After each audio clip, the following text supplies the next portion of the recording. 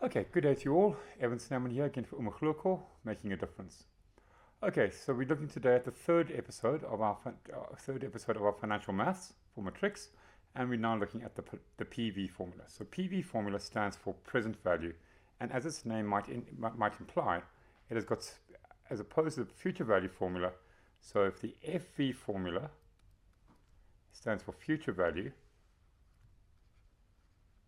okay, it would obviously be implying something about in the future. Then the present value formula sounds like it's talking about something to do with the future. Sorry, let's rephrase that. Something to do with the present. Now, again, I know these formulae are on the formula sheet, okay, but please note how similar these two formulae are and don't get them confused. Okay, it's x, 1 minus 1 plus I to the power of minus n all over I.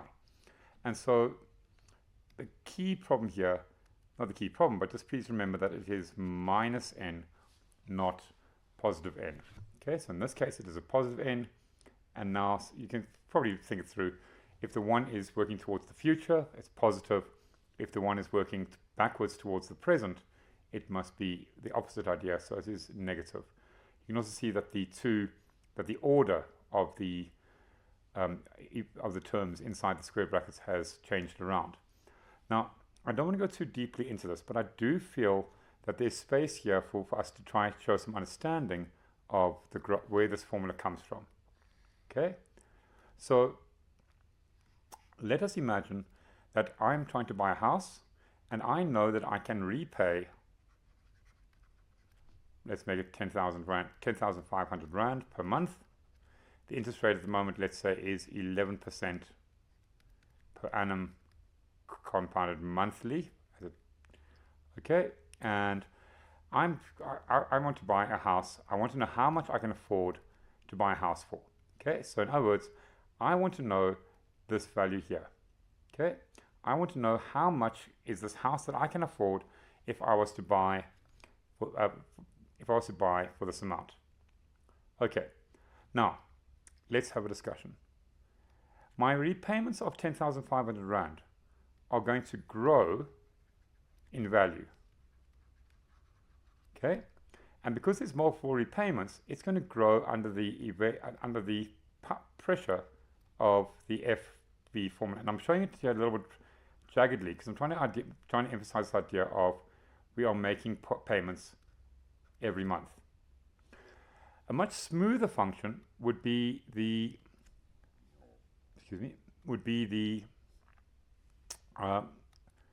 actual value of the house. Now, the value of the house is going to grow under the pressures of an A formula. Okay, so it's going to grow smoothly under the pressures of an A formula. Okay, and so that is the formula A equals P1 plus I to the power of n. Okay, now the value of my investment is the green graph, and the value of the blue graph is actually the value of that house. Okay, so that house is temporarily purchased by the bank, and what we can see is that there's a key point over here where these two things are equal. Okay, and those two things are equal. Let's say we were talking about in the case of a house, it would normally be something like 20 years, but let's make it that this is time n. Okay, so here we got that the time is n.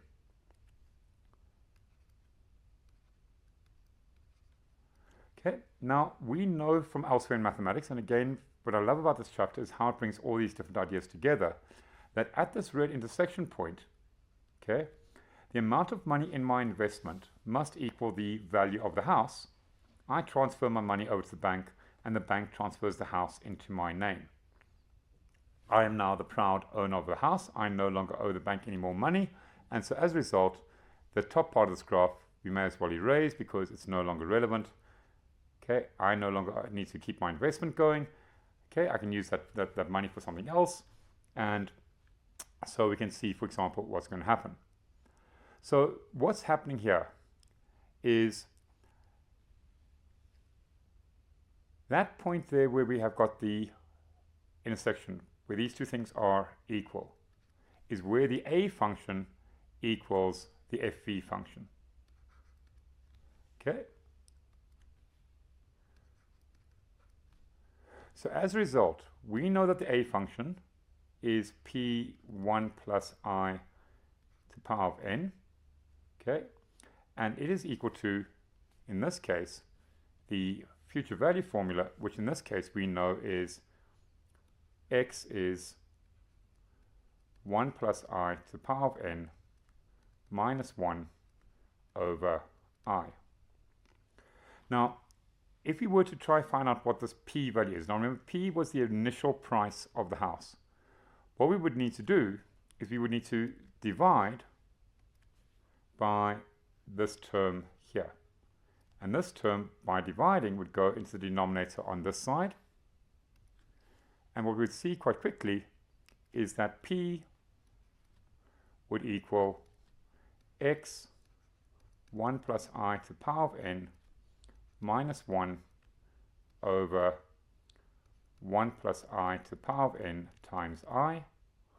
And again, I think if you just stare at it a little bit longer, what you might notice is that the x going into the x, these two together would give me the 1, okay, and these two going together, because it is now in the denominator, would be a power of negative n, and I now have my formula as expected.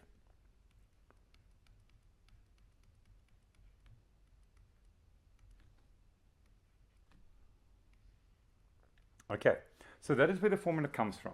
Okay, we don't need to know that.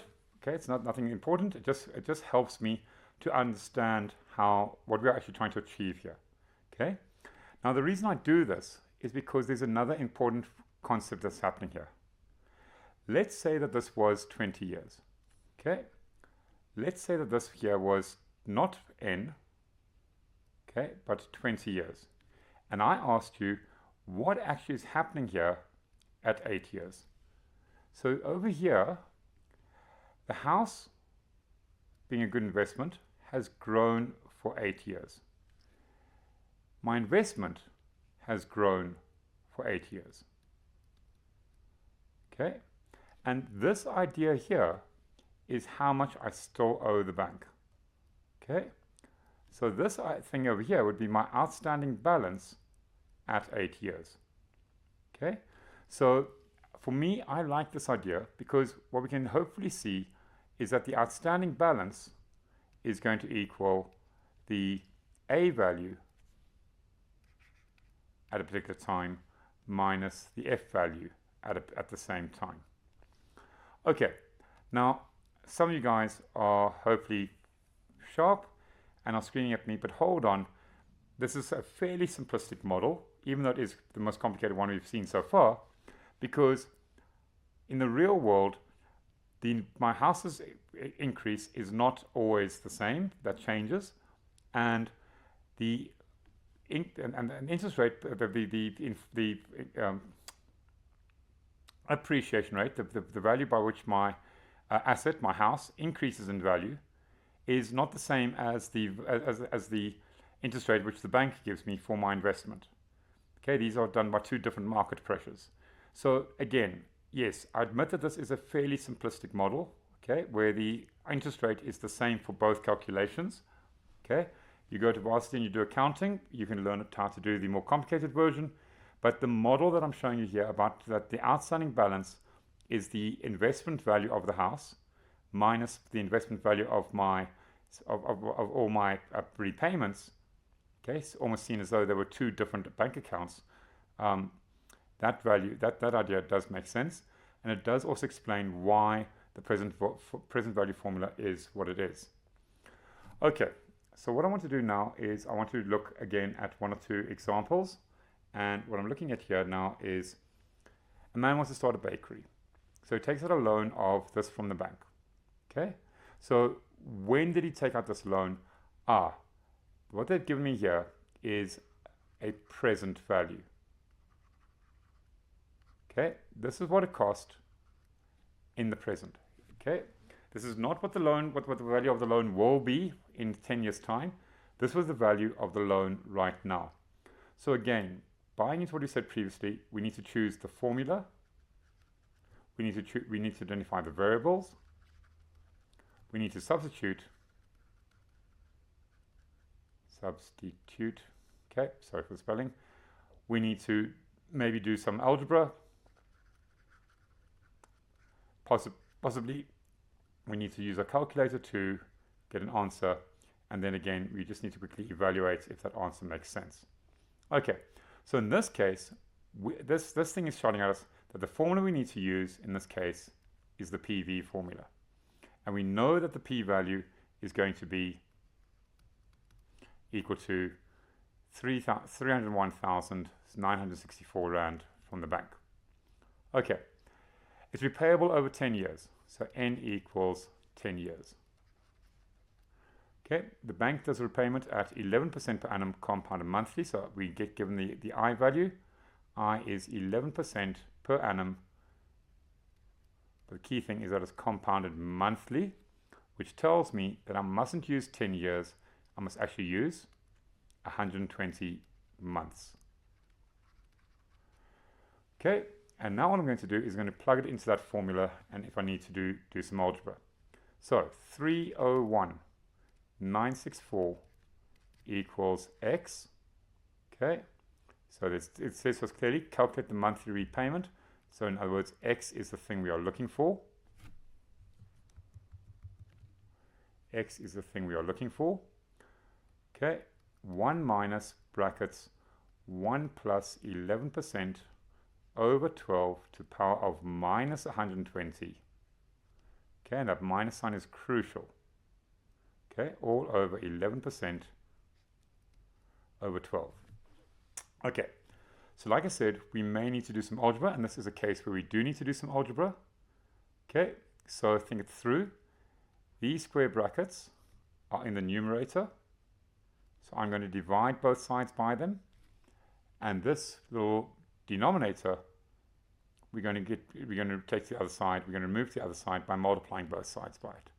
So when I do my algebra, I'm going to get 301,964 times 11% over 12, all divided by this big square bracket of 1 minus 1 plus 11% over 12 to the power of minus 120, and that will give me x. So what I'm going to do now, as I said before, is use my calculator. Now, again, we've seen in previous examples, this line here is worth 2 out of the 3 marks. Okay, so please can I strongly encourage you, as I've done in previous situations, write that line down. Identify your variables, plug your values in, substitute your values in, and then do the algebra that you need to do to isolate the variable that you're looking for. And that is now what we're going to type to the calculator, literally as is.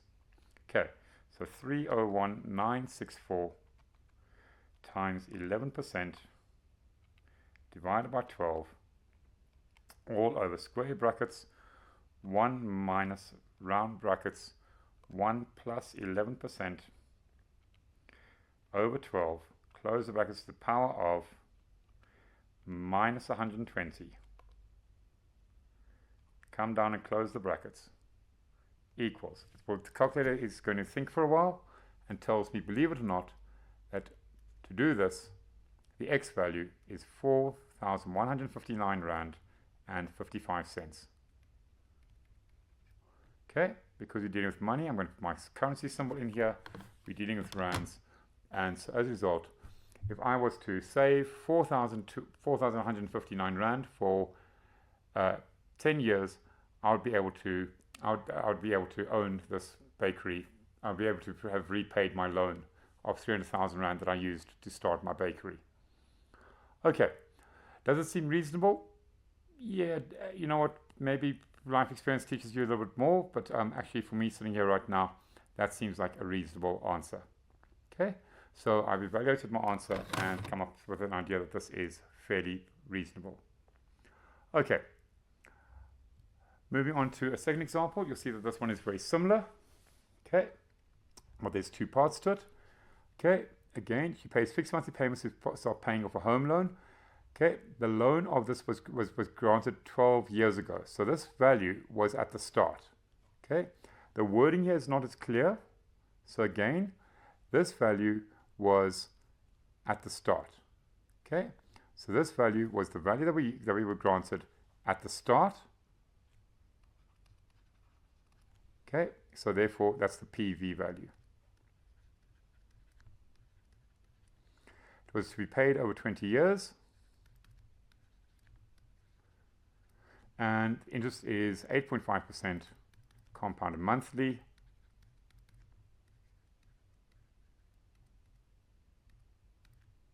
Key thing again is that it is monthly.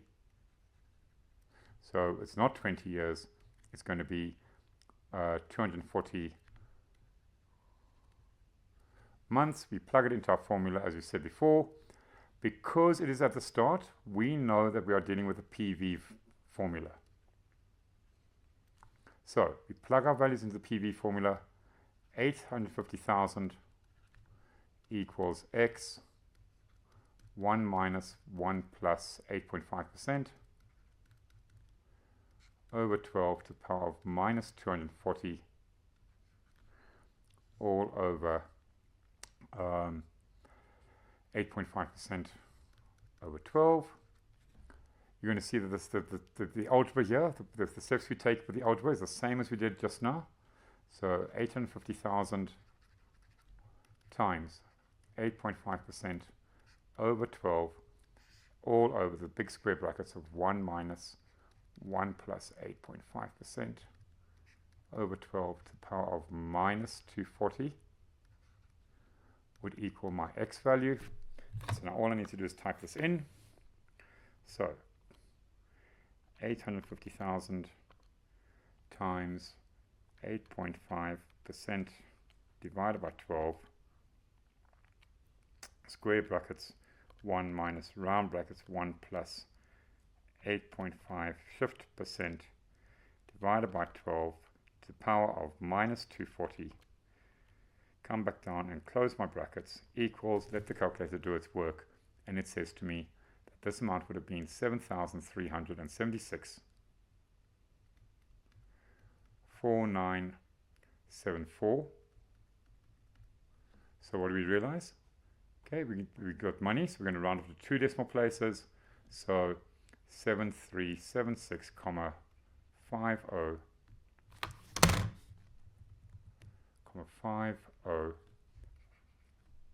equals X. Okay, so I think I've got one more to have a look at quickly. Okay, same idea. Okay, Genevieve is taking out a loan to pay for her studies. She makes the first repayment. Now again, I'm looking at this one specifically because they give me time scales here. They don't simply say something as obvious as 20 years.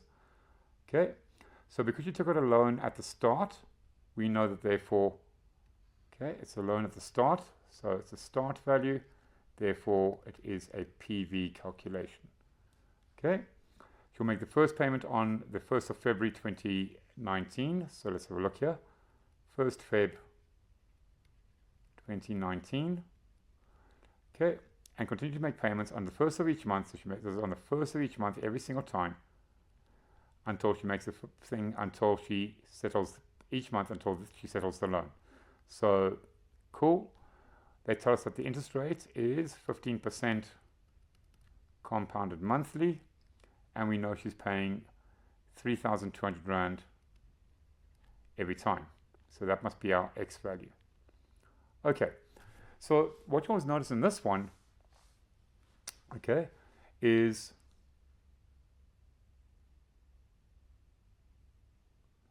okay, so she makes her first repayment then, but actually she took out the thing on the 1st of February 2018. And so here the amount that she was borrowing from the bank grew. Okay? So because she didn't make any payments, unfortunately for her, that amount of 82,000 is actually going to grow for a period of time. So 7.2.1. Okay? Because she is going from there, it is actually only 11 months of repayments. Okay, so this amount of money in the bank is actually only lying there for 11 months, and that for me is probably the most complicated part of the sum. Okay, so A equals 82,000, 1 plus 15% over 12 to the power of 11, which gives an answer of 94,006 Rand 79 cents. Now, believe it or not, that is the amount of money that she's actually having to repay the bank. Because she didn't make any payments in that first year, or in those first 11 months, she's actually having to borrow 94,006 Rand 79 cents. So deferred payments or waiting, you know, these repayment holidays that banks very often offer you, these terms, conditions, applying little statements, it's always dangerous to do that, because even though she thinks she's borrowing 82,000 Rand, because she made no repayments on that amount, it's already grown to 94,000 Rand before she starts making her first payment. Now, this is actually going to be, for the second part of the sum, is actually going to now equal our P value for the second part of the sum. So 7.2.2. Okay, we've got 94,006 Rand, 79 Rand equals 3,200 Rand, square brackets, 1 minus 1 plus, interest rate here was 15% per annum, so 15% over 12 to the power of minus, well, we're going from February 2019, okay, and we want to run it until we don't know, so we need to work out N. Okay, so it specifically says how many installments. So in other words, N is the thing we are looking for. All over 15% over 12. Now here again, this rearrangement to be able to sort out the algebra is going to become important. Okay, so if we think it through, we're going to get, okay, if we think it through, we're going to get 94,006 Rand 79 cents times 15% over 12 divided by 3,200 is going to equal 1 minus this bracket to the negative n.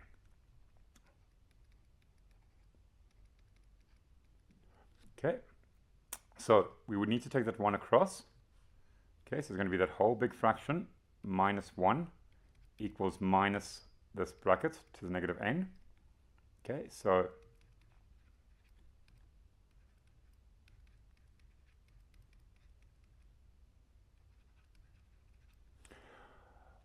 again, if we think this thing through, what we need to do is we need to get rid of that minus sign. And so what's going to happen is we're going to get a switch around happening. So we're going to have an answer of, therefore, 1 minus that whole fraction